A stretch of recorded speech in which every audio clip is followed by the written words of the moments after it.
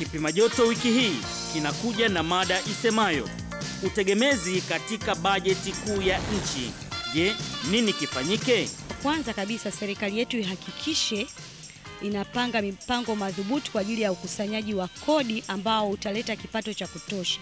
Kwa sababu inavyoelekea bajeti yetu, fedha nyingi ambayo ni ya maendeleo tunategemea kwa wafadhili ambao wanaweza wakatupa au wasitupe. Swala la forest, mali asili zetu ambazo tunazo Tanzania ni nyingi kiujumla, ambazo zingetuwezesha kutegemea wahisani kwa ajili ya bajeti. Mimi nasema kwa mfano kwenye madini, madini badala kuwapa wawekezaji tungekuwa sisi wenyewe, hata kama tumewapa wawekezaji lakini tungekuwa sisi wenyewe tusimamie ili kusudi tukusanye kodi nyingi kutoka nje. Usikose kipindi hiki ambacho ukujia moja kwa moja kutoka studio zetu za ITV, na wewe mtazamaji wetu unakaribishwa kushiriki kwa njia ya simu ukiuliza maswali au kutoa hoja. Ni Jumaa saa 3 usiku hapa ITV.